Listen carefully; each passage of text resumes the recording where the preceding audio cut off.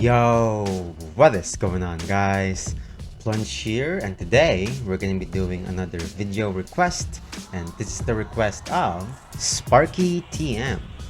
He or she said, please react to Fascinating World of Index, Railgun, and Why You Should Watch It by Gigguk.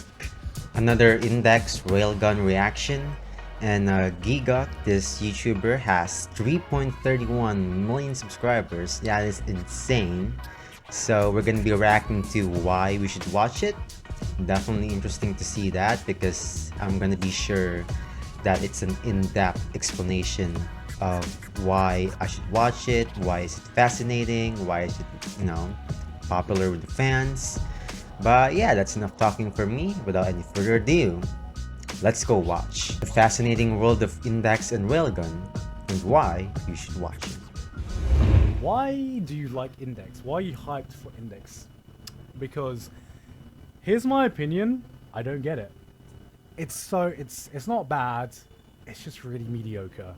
And that's my opinion on Index. This was me, literally a month ago, reacting to the new Index Season 3 trailer as I was streaming my impressions of the full season chart. See, the whole Index, Railgun, Toaru, whatever you want to call it franchise has always been somewhat of a mystery for me. From my perspective, it always looked like your typical generic high school fantasy action light novel that has been done a million different times nowadays, and any attempts to watch the anime did nothing to prove me otherwise. Yet it's a franchise that had one of those fan bases that would praise it to high heavens. You know, one of those rabid fan bases that seems nigh on obsessed with a franchise and would take any opportunity they had to spread the word of the holy gospel like they were recruiting for a new religious cult or something. So after 7 years of silence before a new season getting announced seemingly out of nowhere, I said, you know what? Fuck it. I'm going to try to get to the bottom of why this franchise is so beloved by so many, despite by my accounts it looking like a dated mid-2000s generic light novel franchise that time should have left behind. And through that journey I discovered a unique world that blends fantasy and science in a way I'd never seen before. A grand narrative that fits the bill for a shared universe I had been searching for in anime for so long. A power system so intriguing it tested my knowledge of my university education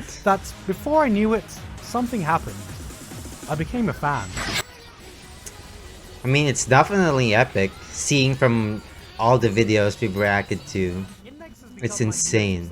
Sometimes there's nothing quite like the feeling of completely losing yourself in the franchise, consuming every little thing it has to offer, researching the intricacies of the world mechanics, finding every little bit you can about the lore and background, and you do it because the deeper you go, the more rewarding the experience becomes as a whole. This franchise was exactly that for me, so today I wanted to share some of the reasoning why I got so sucked in to the world of Index. Certain Magical Index is a light novel series that started in 2004 and has since spawned a grand franchise sporting multiple anime adaptations, spin-offs in mangas and anime forms, and lots of light novels. Many people are familiar with the franchise through its mainline anime series A Certain Magical Index, in which we mainly follow a spiky-haired protagonist Toma Kamijo on his adventures of fighting magicians, picking up chicks and solving literally every problem by punching it in the face.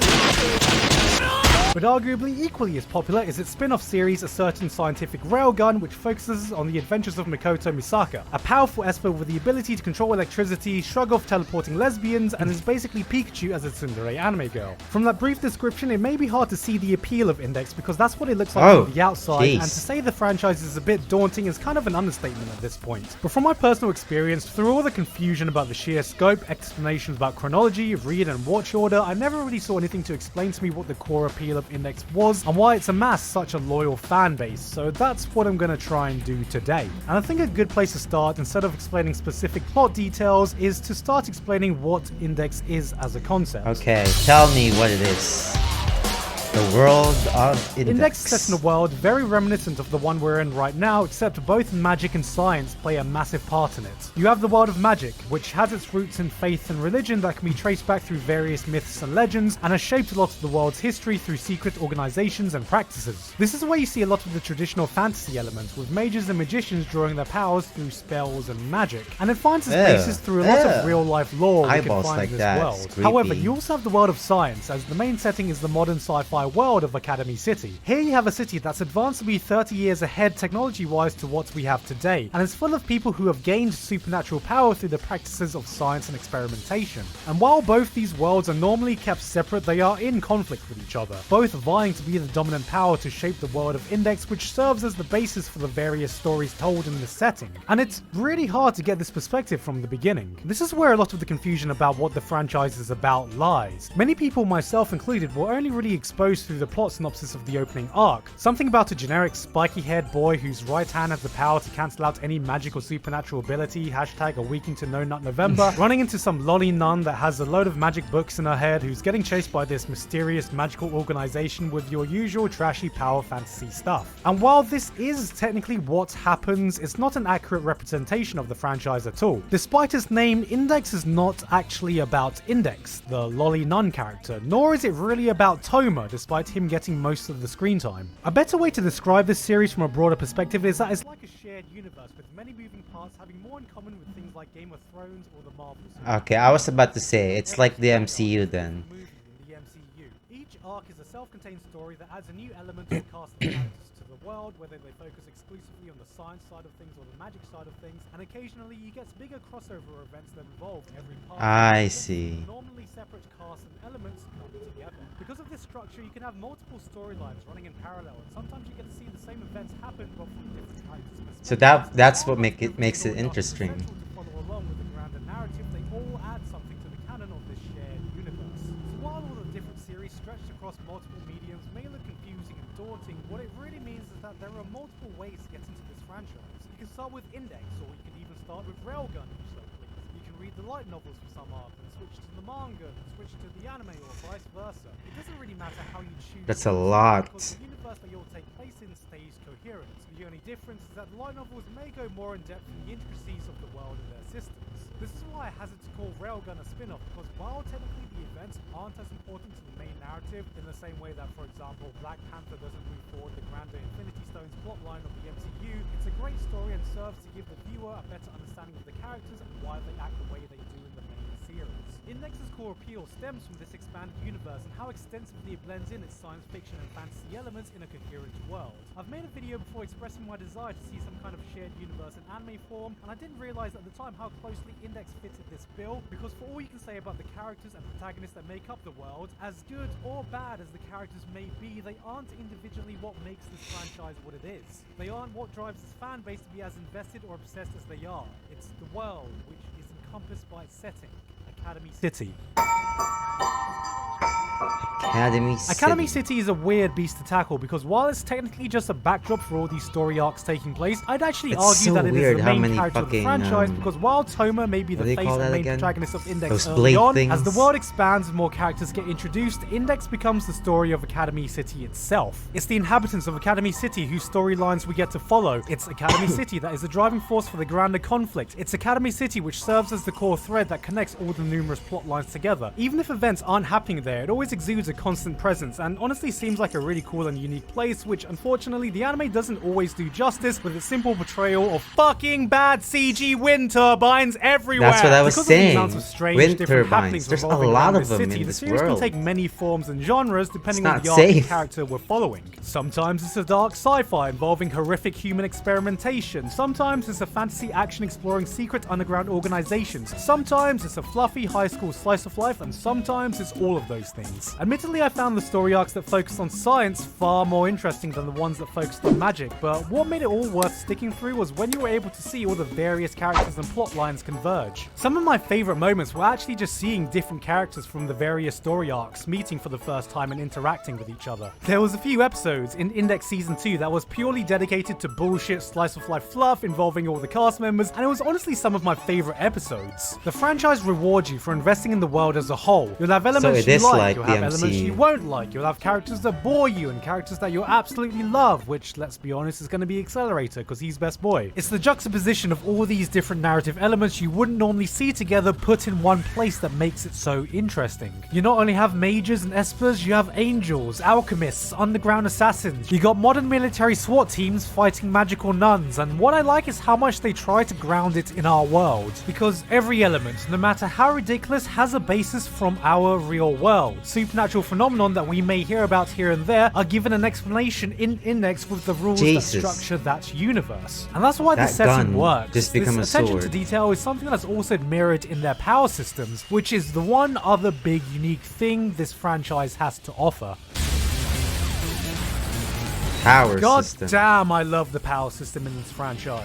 Well, half of it anyway, because most noteworthy is that there are two entirely different systems that work in parallel. One for the magic side of things and one for the science side of things, and both have been given a lot of care to ground it in with elements we can find in our own world. The magic system was a bit more confusing for me, but it makes sense in the lore because they are meant to be supernatural phenomena that cannot be explained or analyzed via any sort of scientific means and reasoning. So instead, the basis of magic in the Index universe comes from real-life mythology and lore you can find historically. From Christianity to Judaism to Norse and Egyptian mythology to Feng Shui, it all finds its roots through stories told through world history and religion. To give an example, someone like Jesus in the Index universe would have been a magic user. However, to me, the standout power system comes from the science side of things, and that's what I want to focus on, because what makes this stand out so much is how grounded every ability is in real-world science and physics, which, you know, is something I appreciated heavily as someone who went to university to get a master's in electronic and electrical engineering. Just gotta flex that, you know?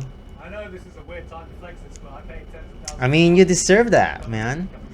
It's your Let's certificate. take Misaka for example. In concept, her ability is pretty simple. She can control electricity. Nothing new here in the world of anime powers, but it's not so much the ability itself, but more so the logic behind its application. At the simplest level, she can shock people, but thanks to my masters in electronic and electrical engineering, I know Flex. that electricity has more applications than just this, and so does she. Because if she can generate an electric current, that means she can generate a magnetic force. Something you'd know if you learned the right-hand rule, which is what I did in my masters in electronic and electrical. Okay, Flex. stop. Thanks to being able to create a magnetic force, she can stick to metallic objects, control debris, manipulate iron sands, and vibrate it at a fast enough frequency to make it a buzzsaw. Let's go even further. What else can you do with a combination of magnetic and electrical force? Well, you get something called a Lorentz force. And what can you do with a Lorentz force? Well, you can make a fucking railgun, which is a real-life weapon our modern military has been developing, and if you couldn't guess, that's why the series is called Railgun. The theory adds so many layers to someone's ability, and thus your combat strength doesn't necessarily come from raw power, but it's also your understanding of science and physics and how best to apply your ability. And this is something I found incredibly original and made the science fights that much more interesting.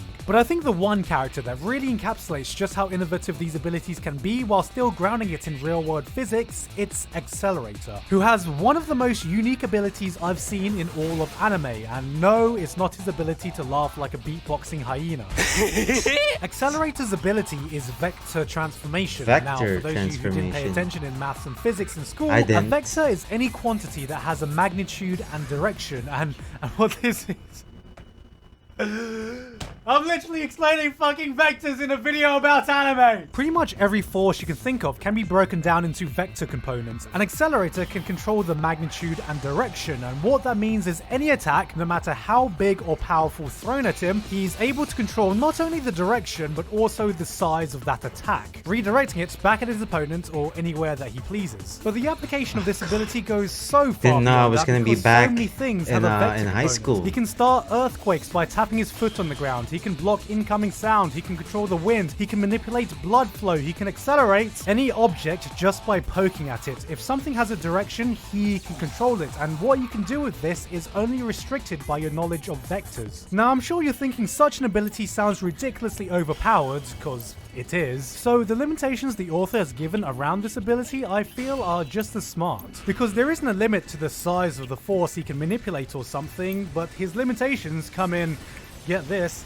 mathematical calculations. That's right, his kryptonite is fucking algebra! So it's Vectors basically can be complex me. mathematical I concepts fucking to suck calculate, at and math, if you're going to bro. apply these Fuck manipulations that. in a combat situation, you need to be able to calculate how to do it in real time. This is exactly Accelerator's limitations. He has an onboard computer to assist him with the calculations, so if there's too much data to process or the computer's battery runs out, that is his limit on what he can manipulate. Okay, And in my that honest is a opinion, smart limit. that's fucking genius. That is so because smart. it logically makes sense if such a ridiculous ability actually existed in this world. Which means if Accelerator's ever in a bind, there's only one thing he can do. In the face of overwhelming odds, I'm left with only one option.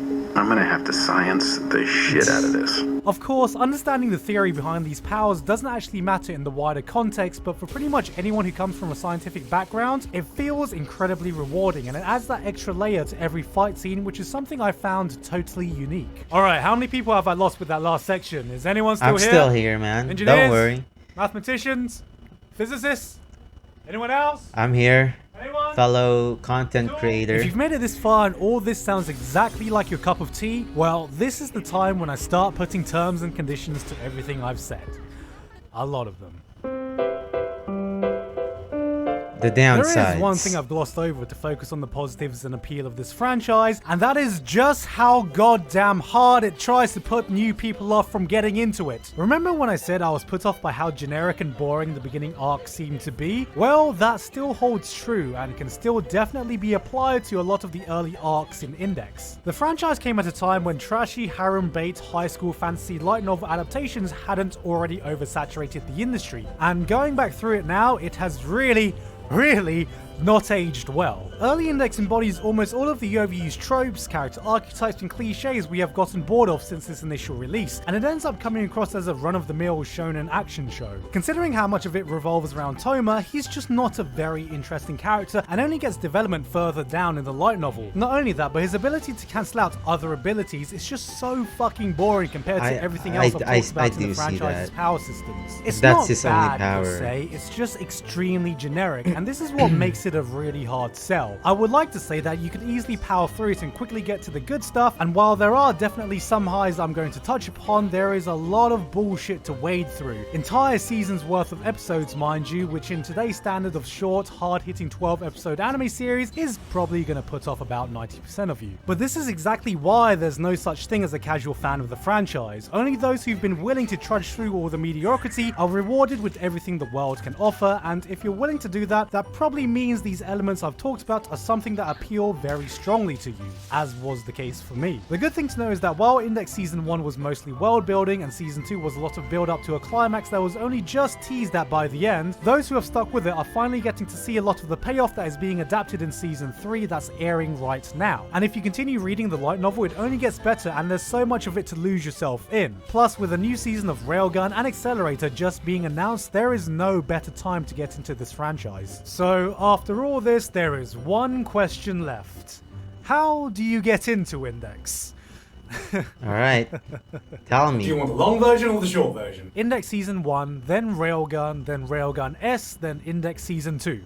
That's the short version. However, that's a lot of episodes and a big commitment if you're still on the fence, and quite frankly, if I had attempted that, I would have never gotten past the first season of Index. So I wanted to share this streamlined method I used that made me decide whether I wanted to fully dive into the franchise. Now, I consumed it across different mediums, so if you don't want to do that, I will put the corresponding anime episodes, manga, or light novel volumes on screen if you just want to stick to one. This is Gigguk's Guide to Speedrunning Index. I started off by reading the first Index arc via Volume 1 of the Index light novel, then I read the first arc in Railgun via volumes 1 to 3 of the Railgun manga, then I watched the anime Railgun S, which is basically what sold me on the franchise. I managed to achieve this in a day, so it didn't take too much time, and the reason I chose to do this was I could quickly get an introduction to the magic world and also the science world while being able to quickly go to one of the early highlights that not only ties in a lot of the main protagonists, but is also a great fucking standalone story in its own right in its best adaptation in Railgun S. Like I said, you can get into the franchise however you want. This is just my method because I'm an impatient prick. Also, this might be a good time to mention that all the light novels and manga are available via Bookwalker if you want to try this method out. Hashtag coupon code GIGGUK for $5 Great off. ad there. This is no doubt a very took me off daunting guard. and quite frankly hard franchise to get into and will definitely not be for everyone. But getting into this franchise, its world and characters has given me a completely unique experience in the 15 or so years I've been an anime fan.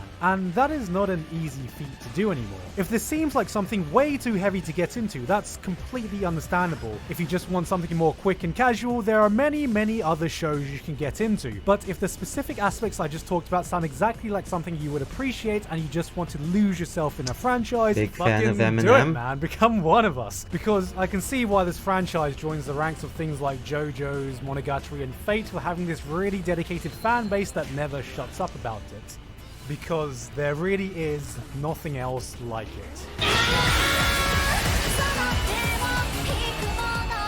Hey guys, I hope you enjoyed me essentially just gushing over Index for almost 20 minutes. Okay guys, looks like that was it for the fascinating world of Index Railgun and why you should watch it. Definitely a lot to take in, just like the series. So it's pretty well explained here that it's like the MCU, the Marvel Cinematic Universe times 10, because you have the manga, you have the novels, you have the anime, you have a lot of things to watch, to get into, just so you could understand the show times 10 to what the MCU is, because the MCU is just a couple of movies and a couple of TV shows. This one, I can see why not a lot of what he said. Just not a casual fan of Index Railgun. There's only those dedicated members, because in order for you to get into this, you have a lot of things to understand, just so you can understand this massive world that they've built. It's not about the characters, like what he said. It's just like the MCU. It's not about the characters, it's about the world building. And when you do get into it, it's worth it, because by the end, there's a lot of crossovers, like the Avengers and stuff in this one. So I can definitely see why there's a lot of people. There's a huge fan base on this show. It's world building. It's everything you want your enemy to be. It's very vast. The world is complex, so it's definitely very enjoyable. A lot to research, a lot to take in, a lot to watch. A lot to buy.